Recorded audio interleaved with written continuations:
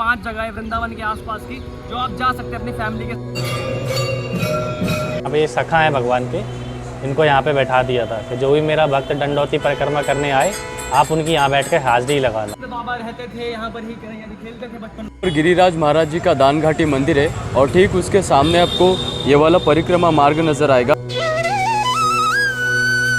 ये वही मंदिर है जब वसुदेव मथुरा से यमुना पार करके भगवान श्री कृष्ण, ये श्याम कुंड है और इस कुंड में आप स्नान भी कर सकते हैं। मतलब काफी भक्तजन वृंदावन आते हैं और मथुरा जाते हैं, मगर यहाँ पर बहुत कम आ पाते हैं।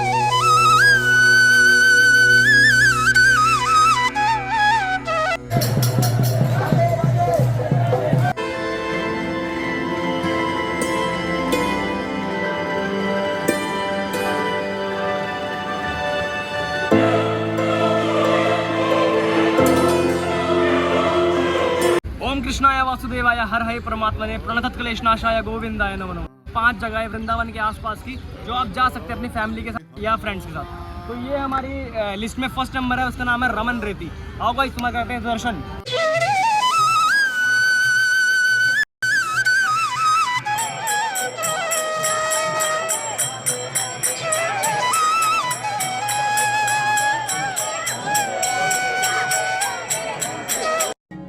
माना जाता है कि भगवान श्री कृष्ण जी बचपन में इसी जगह पर गौ चराने के लिए आया करते थे और वो इसी पवित्र रेत में लोट लगाकर खेला करते थे।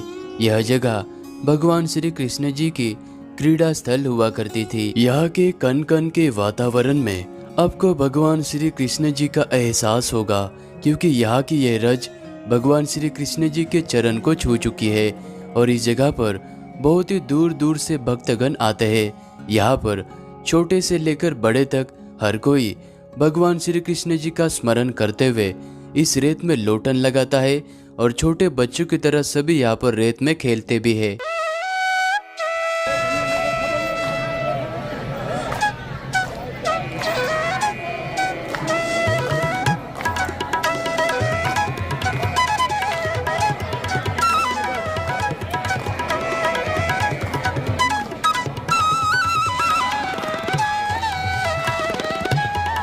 सरोवर में स्नान करने के बाद अभी हम रमन रेती आश्रम में स्थित मुख्य मंदिर के अंदर आ चुके हैं। मंदिर के गर्भगृह में रमन विहारी लाल जी विराजमान है, जो कि आने वाले भक्तों को आशीर्वाद देते हैं।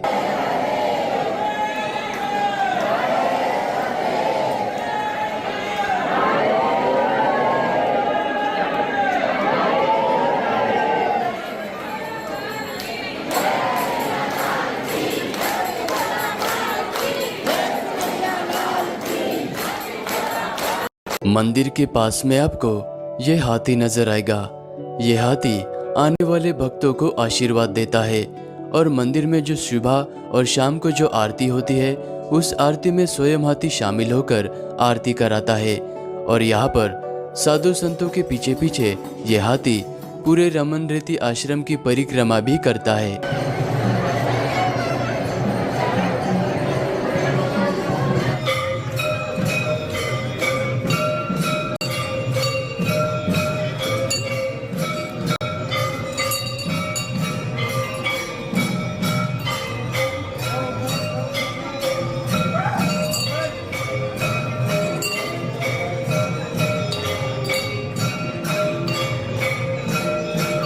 मंदिर के पास में आपको यहाँ पर ये प्राकृतिक रूप से बनी हुई झोपड़ियाँ नजर आएगी।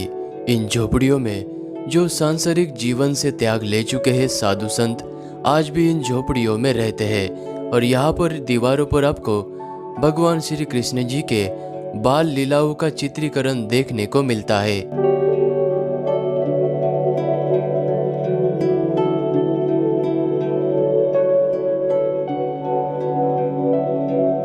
और इस आश्रम में दोपहर के 12 बजते ही यहाँ पर आने वाले भक्तों के लिए प्रसाद वितरित किया जाता है। अगर आप यहाँ पर आते हो तो यहाँ का प्रसाद जरूर लेना।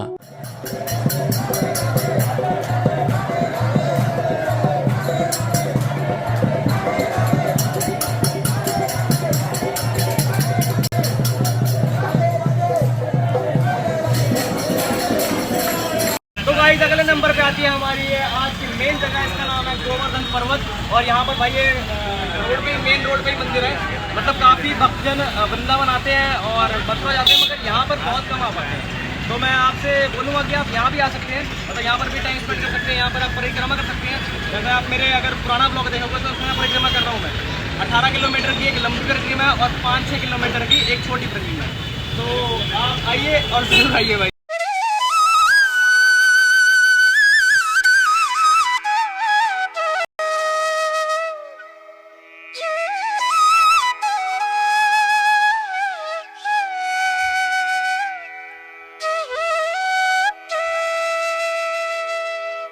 द्वापर युग में भगवान श्री कृष्ण जी ने ब्रजभूमि वासियों को भगवान इंद्रदेव जी के प्रकोप से बचाने के लिए इसी गोवर्धन पर्वत को अपने तर्जनी उंगली पर उठाया था।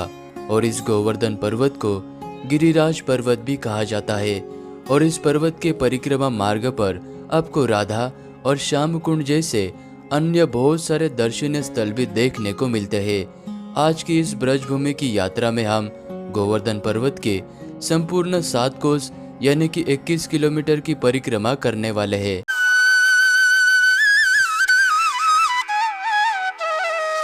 गिरिराज महाराज जी का दान घाटी मंदिर है और ठीक उसके सामने आपको ये वाला परिक्रमा मार्ग नजर आएगा। इसी जगह से 21 किलोमीटर की परिक्रमा शुरू की जाती है।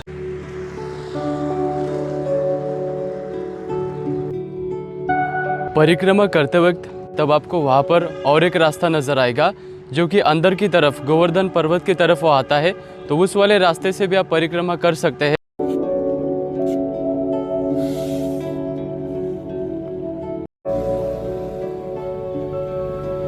देख सकते गोवर्धन पर्वत के हम बिल्कुल पास में है और यहाँ पर भक्तों ने अपने आस्था के अनुसार यहाँ पर घर बनाए हुए ये छोटे छोटे पत्थरों के, यहाँ पर आप देख सकते हैं।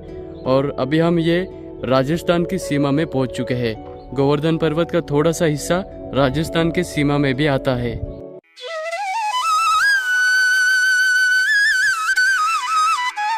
ये पूछरी के लौटा भगवान श्री कृष्ण के मित्र हैं। तो भगवान नाथ द्वारा गए थे ना, तब अपने भक्तों को यहाँ पे, ये सखा है भगवान के, इनको यहाँ पे बैठा दिया था कि जो भी मेरा भक्त दंडौती परिक्रमा करने आए आप उनके यहाँ बैठ के हाजिरी लगाना, और मैं कल परसों लौट के आ जाऊँगा। और जब तक लौटूंगा नहीं आपको भूख प्यास भी नहीं सताएगी, ये वरदान मैं दे के जा रहा हूँ। तो कल परसों से बरसों बीत गए जब से ये हाजिरी लगा रहे हैं यहाँ पे बैठ के। जो भी भक्त यहाँ पे आता है ये ठाकुर जी को सीधा उसका भाव पहुँचाते हैं। ये भगवान के मित्र हैं। और पूछरी का लौठा नाम इनका ऐसे पड़ा, जैसे जब बाद में जब ठाकुर जी चले गए ना नाथ द्वारा, तब उनकी सखियाँ आई थी इकट्ठी होकर के कि ये कान्हा को सखा बैठो है, जाए पता होगी कि हमारे कान्हा कहाँ चले गए। तो एक दूसरे से कह रही थी, एक ने कहा दूसरी को कि तू पूछ रही कि हमारे कान्हा कहाँ चले गए हैं, दूसरी ने कहा तीसरी को नहीं तू पूछ रही। तो पूछरी करके पूछरी गांव का नाम पड़ा। और जब पूछ के लौट जाती थी ना तो लौठा इनको कहने लगे। और लौठा का भाव एक ये होता है कि हट्टा कट्टा व्यक्ति।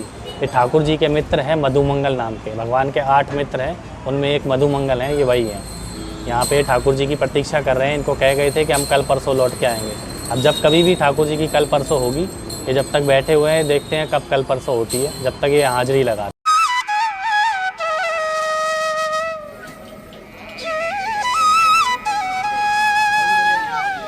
इसी जगह पर भगवान श्री कृष्ण जी ने अपने छोटी सी उंगली पर गोवर्धन पर्वत को 7 दिन और 7 रात तक उठाकर रखा था। इस जगह पर गिरिराज महाराज जी के मुखारबिंद के दर्शन किए जाते हैं और यहाँ पर दूध अर्पण करने की प्रथा है।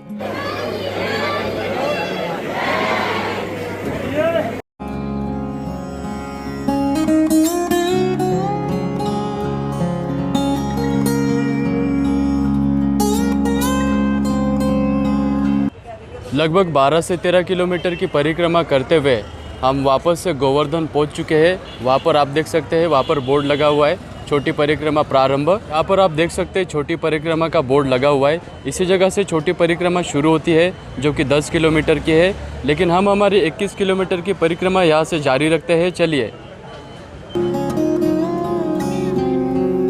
यहाँ पर राधा कुंड है और बीच में ये वाला मंदिर है। मंदिर में आप दर्शन कर लीजिएगा। और इस मंदिर के इस तरफ यहाँ पर आप देख सकते हैं ये श्याम कुंड है और इस कुंड में आप स्नान भी कर सकते हैं। इसी जगह पर भगवान श्री कृष्ण जी ने अधिष्ठासुर नामक राक्षस का वध करने के बाद सारे तीर्थ स्थलों का जल एकत्रित करने के बाद इसी जगह पर स्नान किया था। इस तरह से आप भी इस राधा और श्याम कुंड में स्नान करते हो तो आपको भी सारे तीर्थ स्थलों का पुण्य मिलता है। ये वाली जगह प्राचीन जगह होने के साथ ही में ये आध्यात्म से भी जुड़ी हुई है।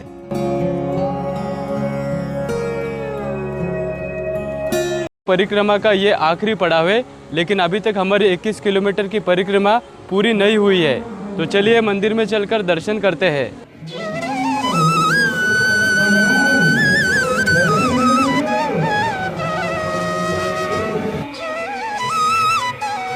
वहाँ पर गिरिराज महाराज जी का दान घाटी मंदिर है और इस जगह से परिक्रमा शुरू होती है। तो वापस से हम इस जगह पर आ चुके हैं और इस जगह पर हमारी परिक्रमा समाप्त हो चुकी है, क्योंकि इसी जगह पर आकर आपको वापस से परिक्रमा समाप्त करनी होती है। हम अगले मंदिर आ चुके हैं जिसका नाम है 84 खंबा और ये रमन रेती के आसपास ही है भाई। गोकुल में है, थोड़ा करीब पड़ता है उससे। तो अगर आप वृंदावन आओ तो यहाँ पर भी आना। आओ चलते हैं अंदर। नंद भवन वही जगह है, वही मंदिर है जिसे 84 खंबे वाले मंदिर के नाम से जाना जाता है। गांव के बाहर काफी ज्यादा भीड़ भाड़ रहती है। ये जो जगह है ये महावन गांव का मुख्य द्वार है। मेन गेट के बाहर कुछ दुकानें मौजूद हैं। गांव के अंदर जैसे ही हम प्रवेश करते हैं तो सामने का जो नजारा है उसे देखकर लगता है कि ये गांव भी बहुत बहुत प्राचीन है। यहाँ के घर, यहाँ की पतली पतली गलियां और आसपास में जो पेड़ लगे हुए हैं, जो जंगल हैं, उन्हें देखकर एहसास होता है कि ये वाकई में एक ऐतिहासिक नगरी है। भगवान श्री कृष्ण से जुड़ी एक ऐतिहासिक, एक पवित्र भूमि है। यहाँ आने के बाद एक चीज हमने और देखी कि मंदिर की तरफ जैसे ही हम बढ़ रहे थे तो यहाँ भी हमें पूतना मोक्ष नाम की जगह देखने के लिए मिली, जो हमने गोकुल में देखी वो हम अब महावन में भी देख रहे हैं।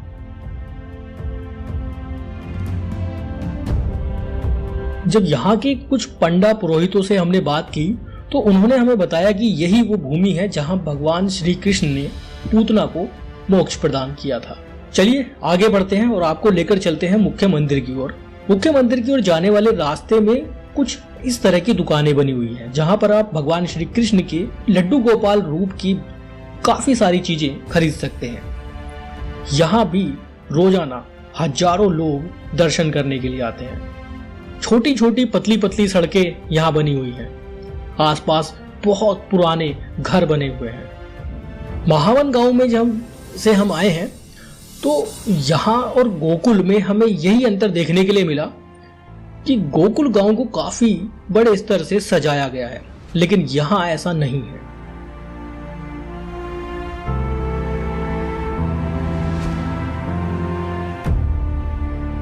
मुख्य द्वार से करीब 500 मीटर आगे आने के बाद मंदिर जाने का मुख्य रास्ता आ जाता है।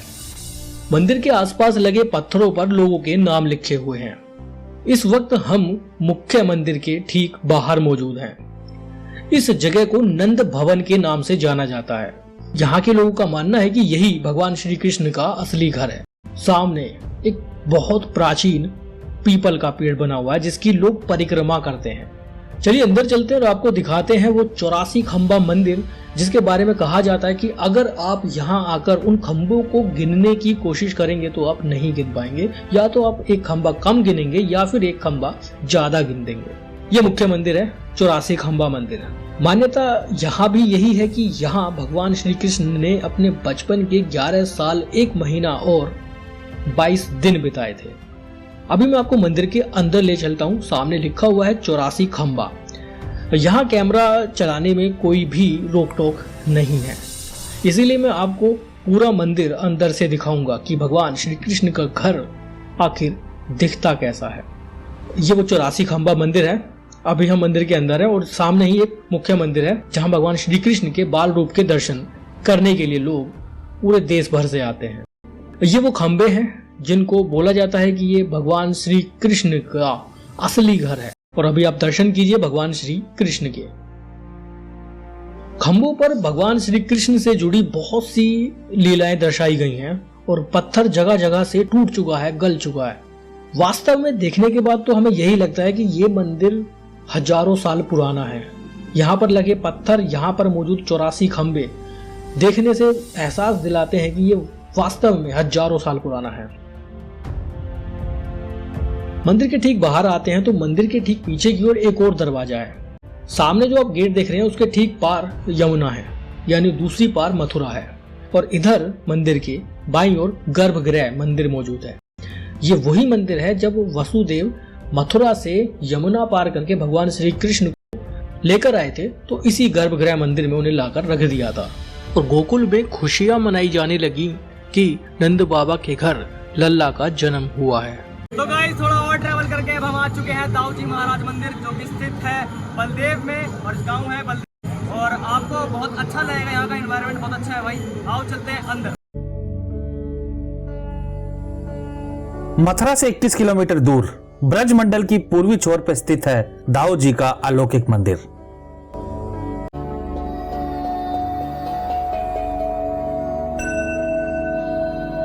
मंदिर के गर्भगृह की मुख्य छवि भगवान बलराम तथा उनकी पत्नी देवी रेवती की है।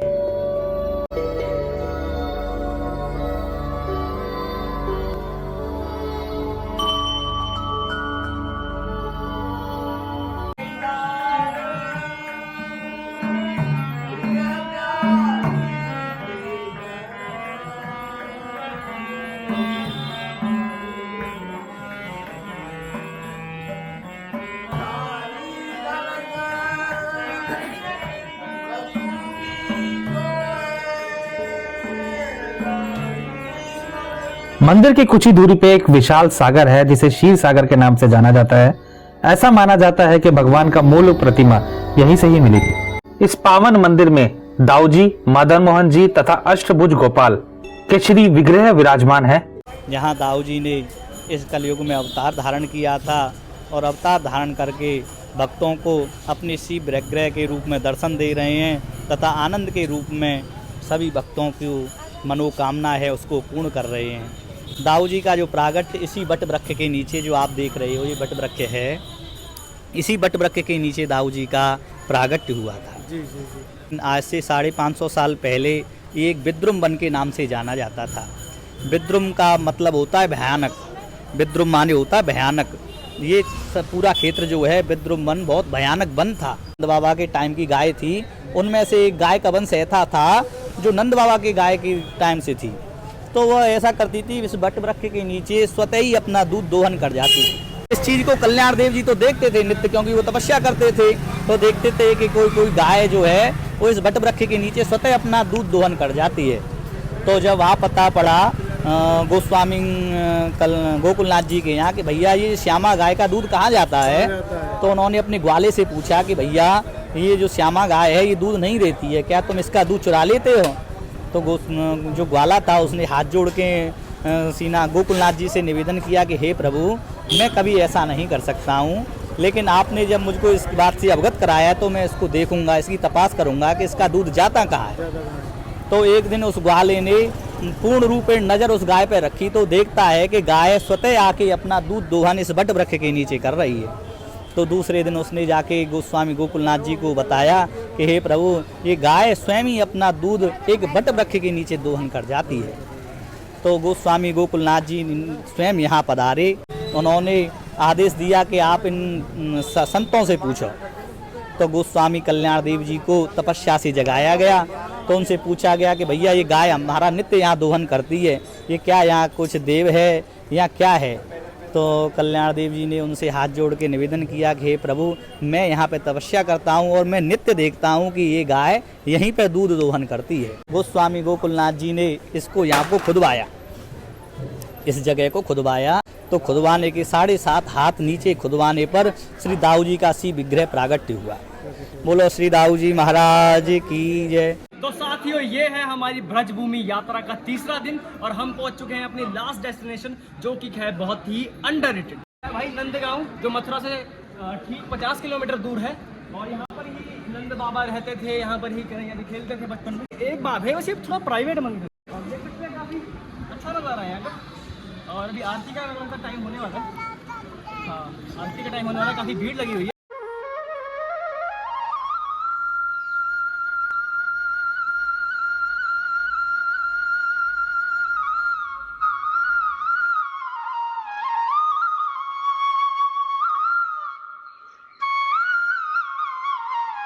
नंद भवन में हमें नंद बाबा के साथ माता यशोदा, माता रोहिणी और कृष्ण बलराम के साथ उनके बाल सखा मनसुखा धनसुखा के दर्शन होते हैं।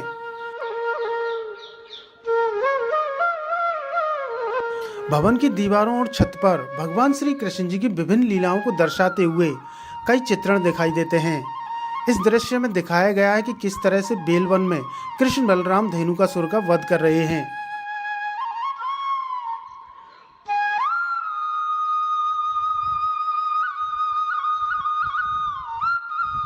नंद भवन के मुख्य द्वार के बगल में नंदीश्वर महादेव जी का मंदिर है। ये उसी समय के हैं जब महादेव जी श्री कृष्ण जी के दर्शन करने आए थे। भोलेनाथ जब श्री कृष्ण जी के बाल रूप के दर्शन करने आए तब मैया यशोदा ने भोलेनाथ की वेशभूषा को देखकर दर्शन कराने से मना कर दिया। इस पर भोलेनाथ ने नंदगांव में ही अन्य स्थान पर डेरा जमा लिया। भोलेनाथ के जाते ही लाला जोर जोर से रोने लगे। इस पर यशोदा मैया ने भोलेनाथ को पुनः बुलाया और लाला के दर्शन कराए। इससे लाला चुप हो गया। यशोदा मैया के आग्रह पर भोलेनाथ यहाँ विराजित हो गए। भोलेनाथ की इच्छा थी कि लाला के स्नान के बाद उसी जल से भोलेनाथ का अभिषेक किया जाए और लाला के भोग के बाद उसी भोग से भोलेनाथ को भोग लगाया जाए। यहाँ आज भी नंद भवन में प्रतिदिन इस परंपरा को निभाया जाता है। ये थी हमारी पूरी वीडियो जिसमें हमने आपको दिखाया कि 5 अंडररेटेड प्लेस वृंदावन के आसपास। अगर आप वृंदावन आए तो इन 5 जगहों पर बिल्कुल आइए, अवश्य आइए। Bye bye guys.